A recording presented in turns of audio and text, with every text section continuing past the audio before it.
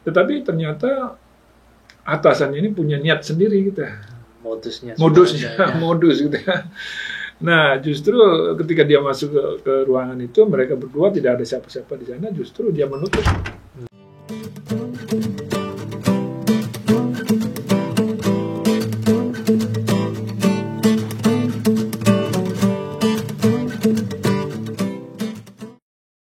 Halo semuanya, kita kembali lagi di Advokat Indonesia di Korea. Pada hari ini, saya bersama dengan Pak Tarigan akan men-share kepada teman-teman melalui video ini tentang beberapa kasus yang mungkin jarang terungkap di sosial media maupun di media-media lainnya, yaitu merupakan kasus pelecehan atau pelecehan seksual yang mungkin terjadi di tempat bekerja, entah itu di kantor ataupun di pabrik, khususnya untuk orang asing yang sekarang ini bekerja di Korea. Jadi pasti tidak sedikit ataupun pasti ada beberapa kasus yang mungkin terjadi yang dialami oleh beberapa tenaga kerja asing, namun kemungkinan mereka masih saja mungkin tidak tahu bahwa itu pelecehan seksual ataupun pelecehan, ataupun mungkin mereka merasa malu untuk mengungkapkan ke seseorang ataupun untuk mendapatkan layanan hukum atau apapun, mereka tidak tahu bagaimana caranya seperti apa.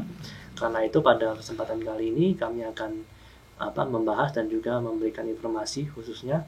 Langsung saja saya akan membicarakan ini dengan Bapak Tarigan. Kalau dari Pak Tarigan sendiri, kira-kira gimana kalau misalnya ada konsultasi seperti ini, ataupun mungkin sudah pernah mengalami atau menangani kasus seperti ini di sebelum-sebelumnya? Di kantor kita ya. Pertama kita harus mulai dari apa sih yang dimaksud dengan pelecehan seksual di tempat kerja gitu ya. Kenapa? Karena pengertian pelecehan seksual itu menurut pendapat publik dan menurut hukum itu bisa berbeda. Benar ya? Misalnya ya, katakanlah antara laki-laki dan perempuan. Itu kalau ditanya apakah ini suatu perbuatan ini pelecehan seksual atau tidak, itu bisa beda. Misalnya jok-jok yang menjurus ke arah seksual gitu ya. Nah, bagi cowok kadang-kadang itu merasa ini kan fun gitu ya. Ini bercanda gitu ya. Nah, tetapi bagi kaum wanita bisa jadi itu sudah sesuatu yang melecehkan, yang dianggap menghina atau meremehkan, ya, atau mempermalukan gitu. Nah, oleh karena itu kalau kita mengikuti menurut pengertian publik, maka bisa jadi berbeda. Nah, oleh karena itu dalam konteks ini di Korea sendiri itu diatur justru di beberapa undang-undang. Nah, sehingga pelecehan seksual di tempat kerja itu dalam konteks hubungan kerja. Nah, pertama itu diatur di dalam namanya Undang-Undang Equal Employment Act. Jadi undang-undang kesetaraan di dalam tempat kerja. Nah, jadi memang fokusnya itu bicara tentang gender. Kemudian di dalam undang-undang terkait tentang Komisi Hak Asasi Manusia di Korea juga mengatur tentang apa yang dimaksud dengan pelecehan seksual. Kemudian juga di undang-undang ketenaga kerjaannya, undang-undang labor law-nya di Korea itu juga mengatur tentang pelecehan seksual di tempat kerja. Jadi ada beberapa. Nah, yang menarik harus diperhatikan adalah pelecehan seksual di Korea tidak dimasukkan ke dalam satu tindak pidana, tetapi dihitung sebagai suatu perbuatan melawan hukum. Nah, ini yang perlu teman-teman ketahui khususnya yang bekerja di Korea gitu ya. Nah, oleh karena itu pemahaman ini penting. Jadi dibedakan antara pelecehan seksual dengan kekerasan seksual atau tindak pidana lain yang terkait dengan kejahatan seksual. Nah, ini dua hal berbeda ya.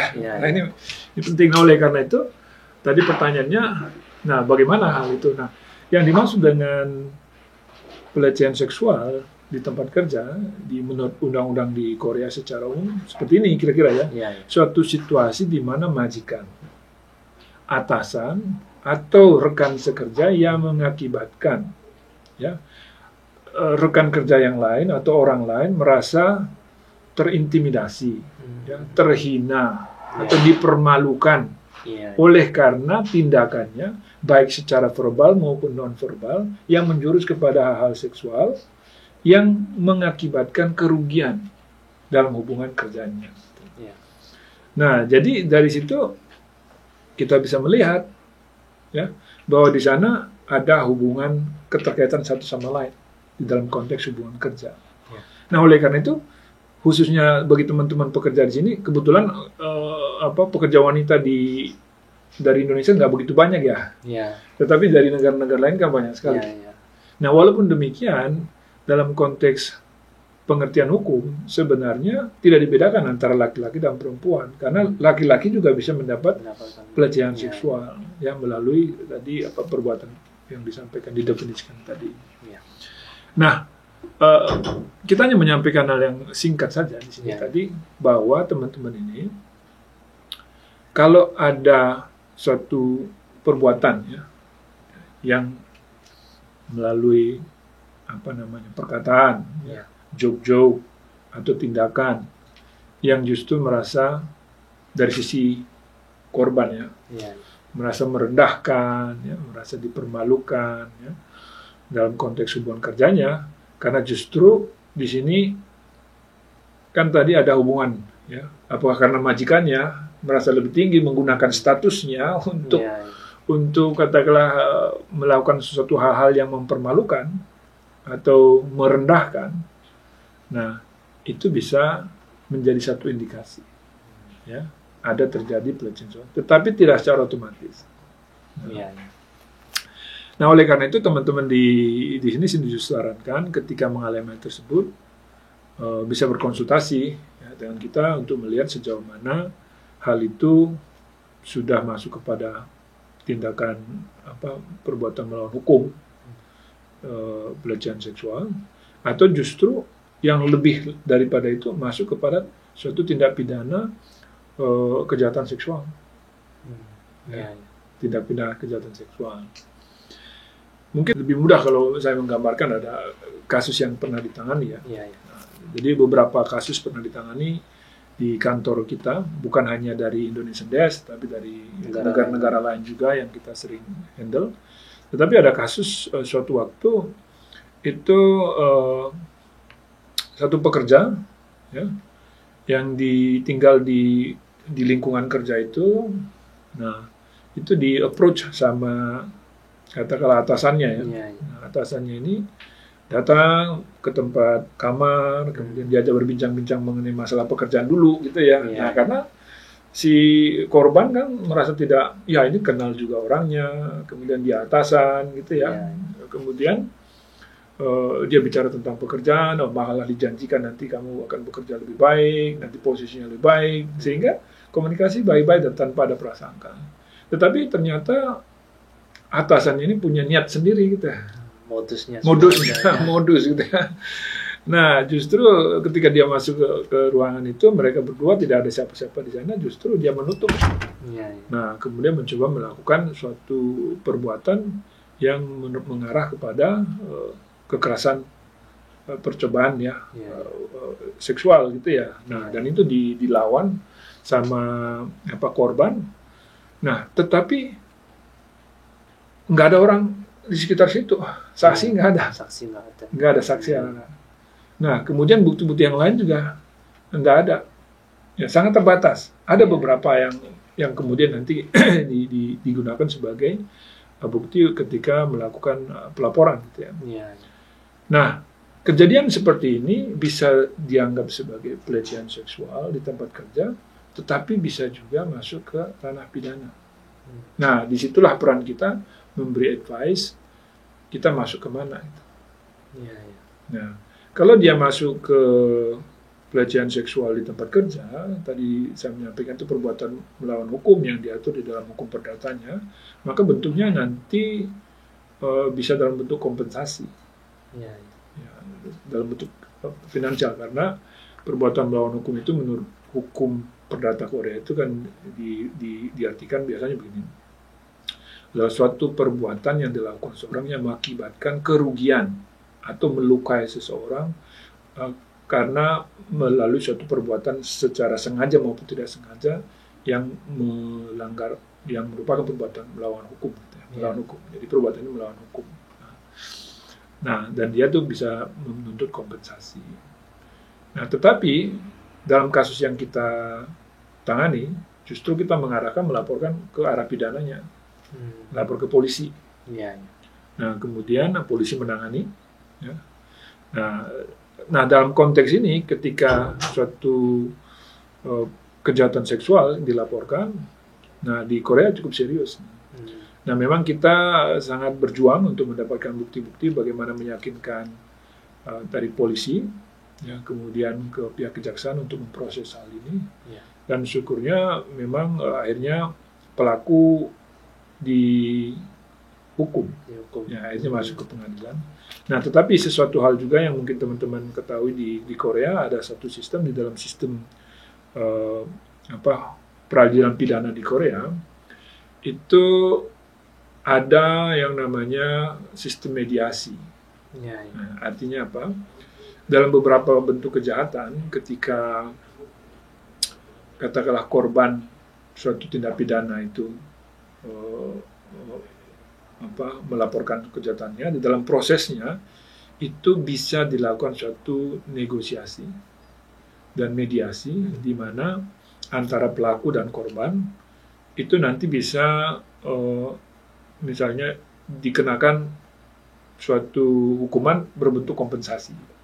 Jadi misalnya begini, pelaku bisa meminta maaf, kemudian bersedia untuk membayar kerugian, mengkompensasi atas perbuatan itu sebagai bentuk penyesalan kita ya. Nah, kemudian ada kesepakatan. Nah, kemudian dari kesepakatan itu nanti disampaikan kepada jaksa. Nah, yang menarik adalah untuk kejahatan-kejahatan tertentu seperti kejahatan seksual, walaupun ada kesepakatan, tetapi tidak menghapus kejahatannya. Tetapi bisa menjadi pertimbangan jaksa ketika membuat tuntutan. Nah, jadi artinya di dalam konteks ini mungkin tuntutannya bisa menjadi lebih rendah, ya, karena pada satu sisi juga sudah ada kompensasi yang lain. Nah, itu kasus yang pernah kita tangani. Nah, dalam konteks ini sebagai informasi buat teman-teman.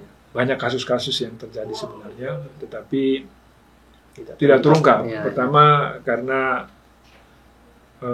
ini bisa memalukan. Terus yang lebih parah lagi karena tidak ada saksi atau ada saksi tetapi mungkin belum tentu bersedia, bukti-bukti juga kurang, kemudian bahasanya tidak cukup. Nah, kemudian harus melapor kemana, tidak tahu harus kemana. Nah, itu yang perlu diperhatikan ya. Jadi dalam konteks tadi pertanyaannya mengenai pelecehan seksual di tempat kerja bisa dilihat dari dua sisi. Memang itu dari sisi perdatanya. Nah, kemudian bisa juga itu dibawa ke arah pidananya. Nah, itu mungkin yang perlu disampaikan ya. Jadi mungkin seperti itu ya pesannya untuk teman-teman yang mungkin pernah mengalami atau sedang mengalami mungkin kasus yang serupa. Jadi jangan takut untuk mencari tahu, berdiskusi kepada teman-teman dan juga meminta bantuan hukum pada kantor hukum seperti kami contohnya untuk mendapatkan advice atau bantuan hukum secara langsung. Jadi kalau bisa ya semoga tidak ada kejadian seperti ini, namun tidak menutup kemungkinan kalau kejadian seperti ini sering atau mungkin terjadi di lapangan kerja. Jadi buat teman-teman sekali lagi untuk bisa lebih mencari informasi tentunya dan juga bantuan apabila memang dibutuhkan. Dan sekali lagi untuk informasi yang kami sampaikan sampai selama ini adalah informasi yang berbentuk umum. Jadi ini bukanlah advice hukum. Buat teman-teman yang ingin mendapatkan bantuan hukum ataupun advice hukum langsung dari advokat, silakan untuk langsung menghubungi kami secara pribadi. Terima kasih sudah menonton video ini. Semoga ini menjadi informasi yang sangat berguna, khususnya untuk teman-teman pekerja kita PMI yang sekarang lagi bekerja di Korea. Terima kasih sudah menonton. Jangan lupa untuk like video ini, jangan lupa untuk subscribe di channel kami Advokat Indonesia di Korea. Kami akan terus mengupdate kepada teman-teman tentunya mengenai kasus-kasus dan juga update terbaru mengenai keimigrasian, hukum dan juga ketenagakerjaan di Korea. Terima kasih. Terima kasih.